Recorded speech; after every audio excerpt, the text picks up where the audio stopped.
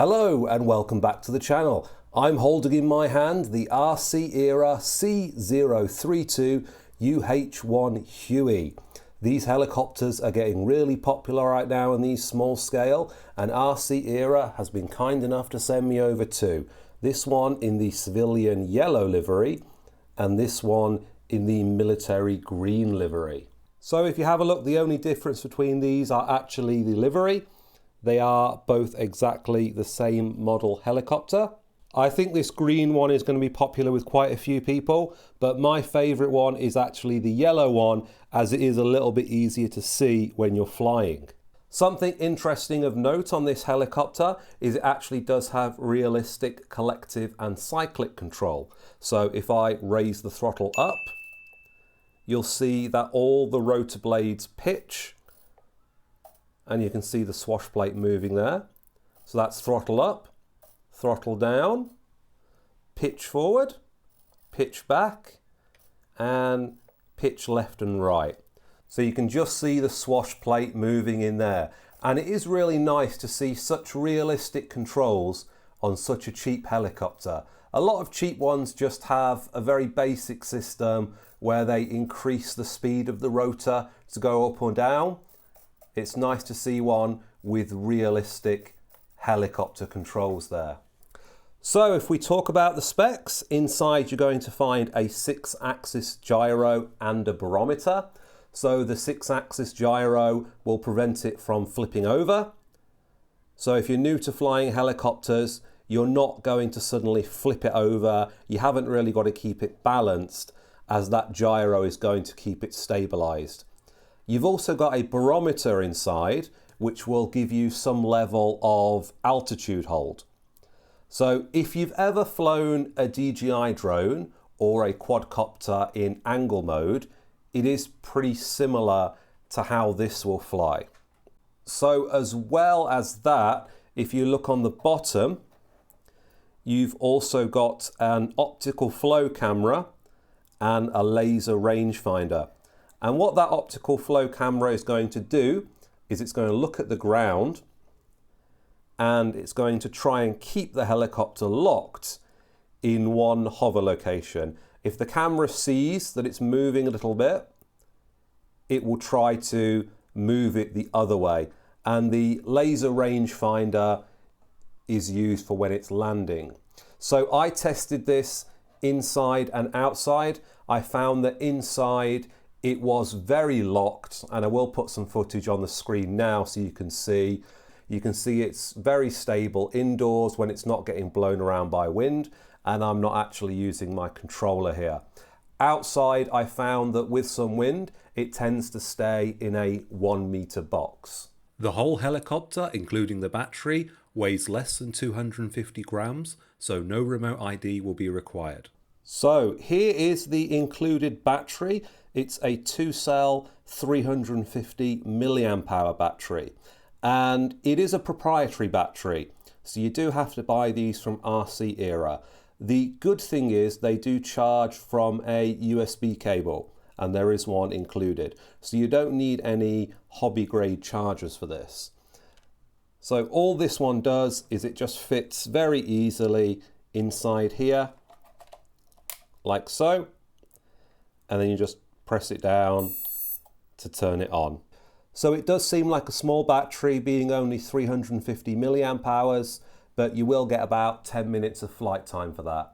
So this helicopter does have a party piece, which is the automatic inverted flight.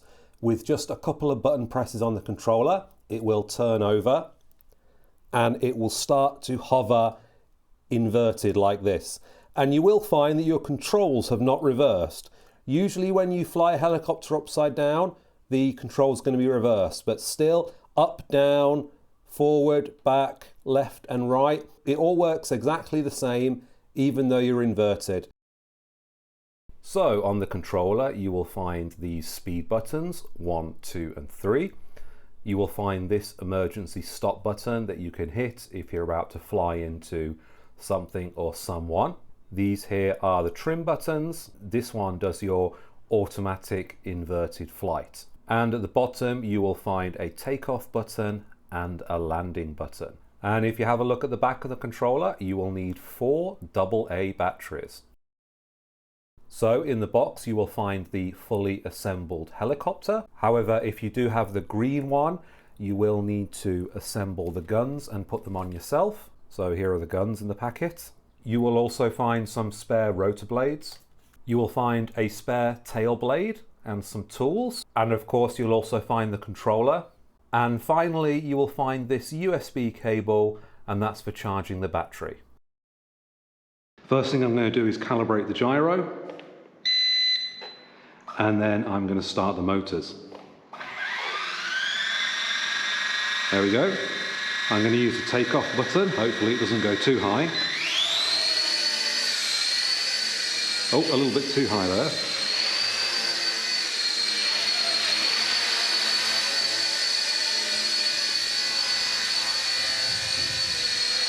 Let's see if we can get it into a stable hover.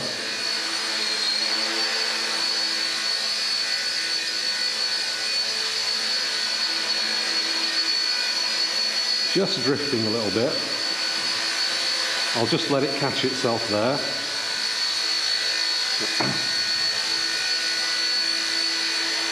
There we go. That's quite stable there. You can see I'm not touching the controller, and I'm able to just circle around it. Getting a little bit too close here.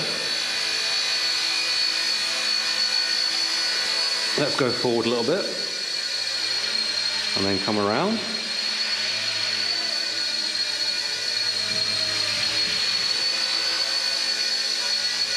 Let's see if I can land on the table.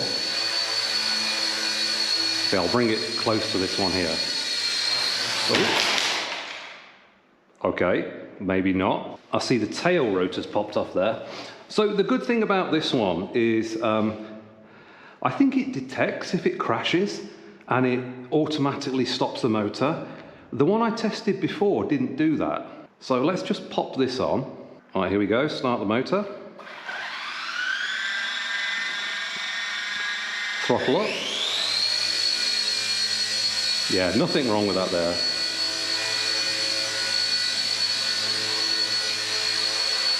Right, let's try and land on this table.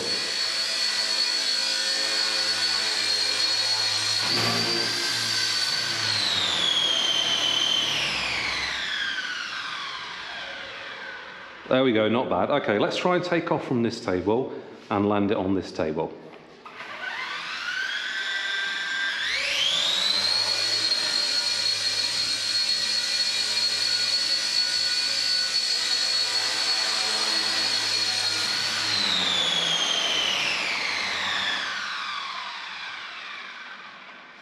Not bad again.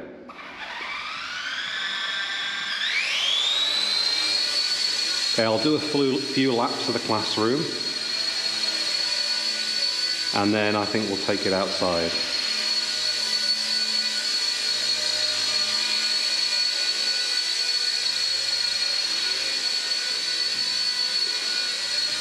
So as you've got a 6-axis gyro, what actually happens is when you take your fingers off, so if you're going forward and then take your fingers off, it does come to a stop pretty much by itself.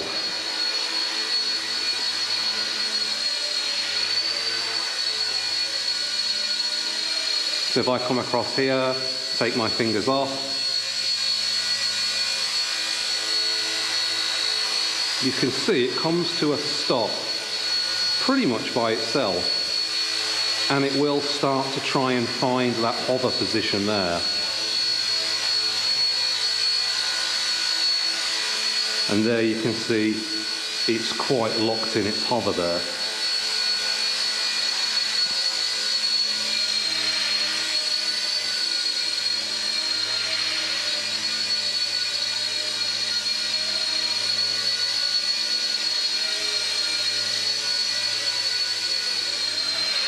Flies very easy once you've got the hang of it. Need to add a little bit of roll and a little bit more yaw, and it'll go around the corner very smoothly. Okay, let's bring it in for a land, and then I'll take it outside and we can try that inverted flight and the 3-speed modes.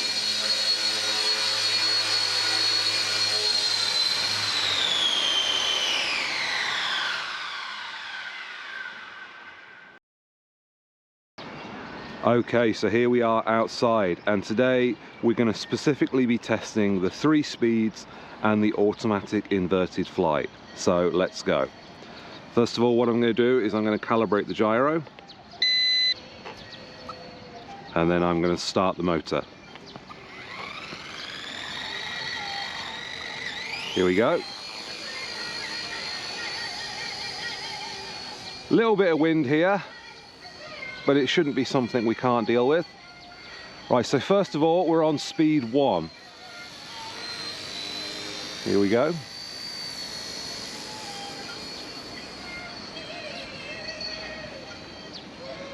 So here you can kind of see the speed in speed 1.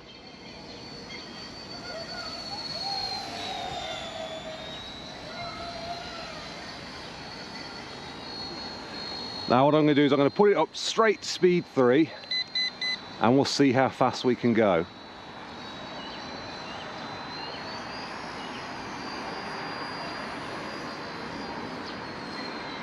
There we go. That was quite fast. Let's come around again.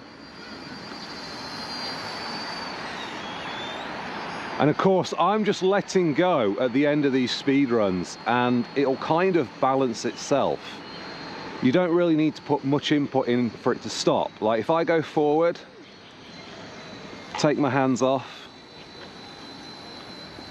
you will see eventually the helicopter comes to a stop by itself. Okay, so let's try the automatic inverted flight. Let's get a little bit lower.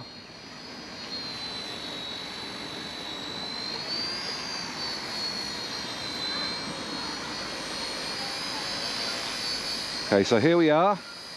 So for the inverted flight, we're going to press this one up, and then we're going to flip over like that. And there, as you can see, we are now inverted. I'll just go around to get a shot like that. Hopefully you can see this well enough on the camera. I'll bring it down a little bit so we can see it flying inverted close to the ground. And all of my controls are actually normal, they're not inverted. So if I go forward, it's still forward. If I go back, it's still back. Getting a little bit of height there. Left is still left and right is still right. So we can do some little tricks like this.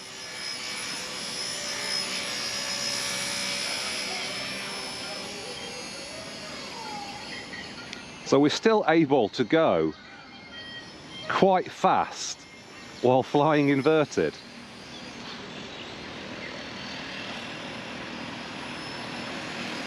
Okay, let's bring it back, turn it the right way up, and then I'll land it and I'll give you my conclusion.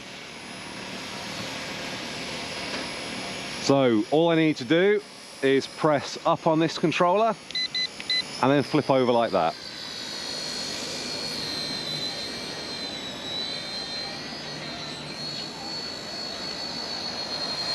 Bring it around a little bit. There we go. So actually the first time I filmed this, I used the green one, and you really could not see very well with these trees.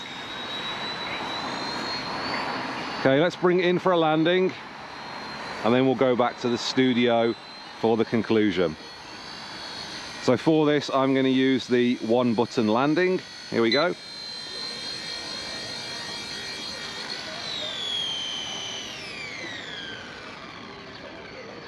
And there we have landed. So, as you can tell from the video, I really had a fun time flying this. Even though I'm a beginner, I really didn't feel like there was a time when it was getting out of control. I did feel in control at all times, and I was able to fly it exactly how and where I wanted. So if you are interested in finding out more about this helicopter, I will put a link down in the description, and that's to RC Era's website. And if you do want to see more content like this, you can subscribe, and I'll see you in the next video.